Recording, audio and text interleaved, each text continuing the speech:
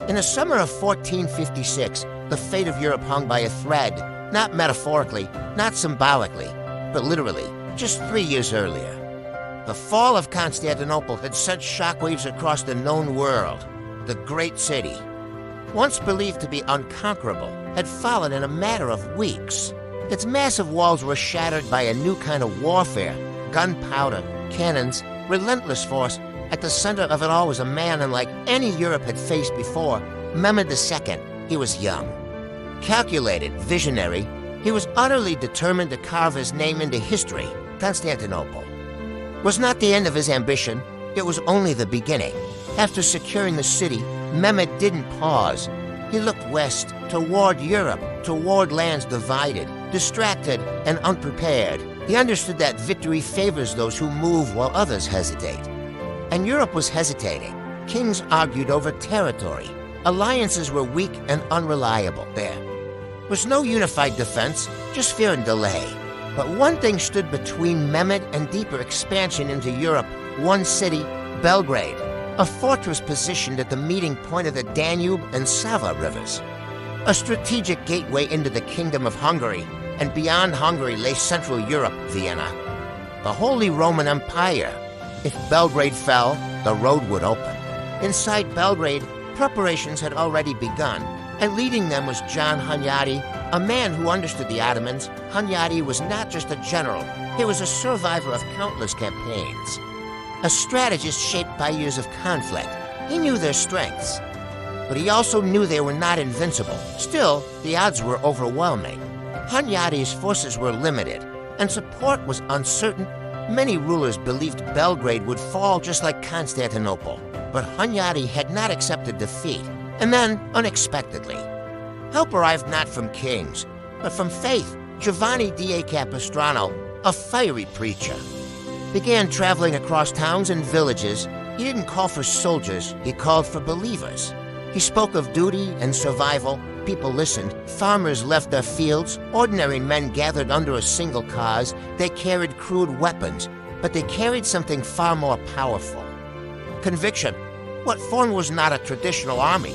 It was a movement, a crusade fueled not by politics, but by belief.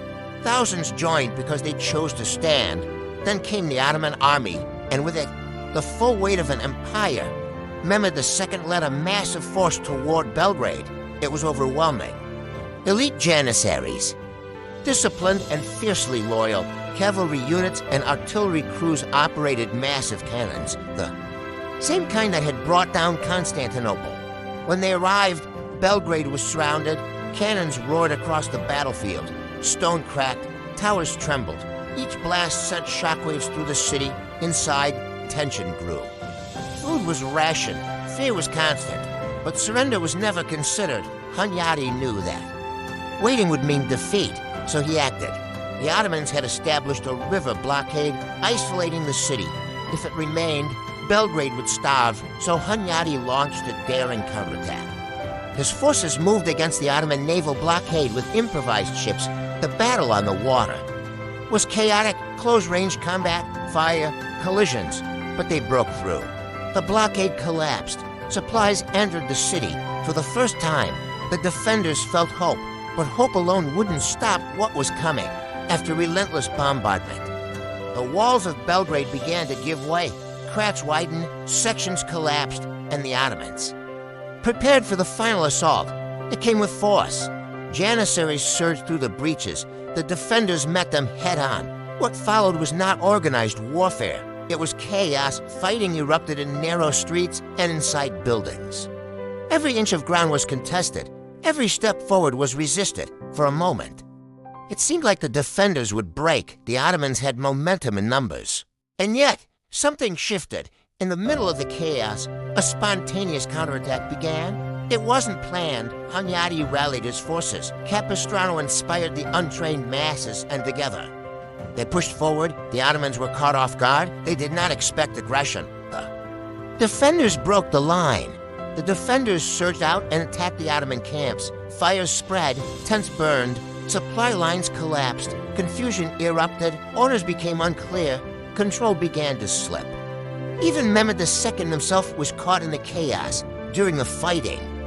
Mehmed was wounded, enough to shake the command structure, enough to disrupt the momentum. What had been a confident force became uncertain, then retreating. Against all expectations, the Ottoman army withdrew. Belgrade stood. The victory was more than strategic, it was psychological. Europe had seen the Ottomans as unstoppable. Belgrade had survived. The impossible had happened.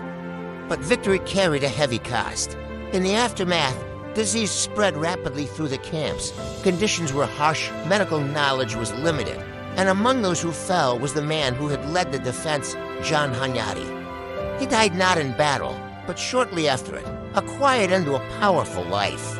Far away, another story was unfolding. Before the outcome was known, Pope Calixtus III had issued an order. Church bells were to ring at noon every day, a call for prayer. A plea for divine intervention. Then the news arrived, Belgrade had held, and the bells continued to ring. To this day, church bells ring at noon in many parts of the world, a tradition tracing back to this moment. The siege did not end the Ottoman expansion, but it delayed it for decades. Time was everything, time to rebuild, time to prepare. Without that time, Europe might not have been ready for what came next. Belgrade 1456 was a turning point, a moment where leadership and courage came together against overwhelming odds. It proved that even the strongest force can be resisted.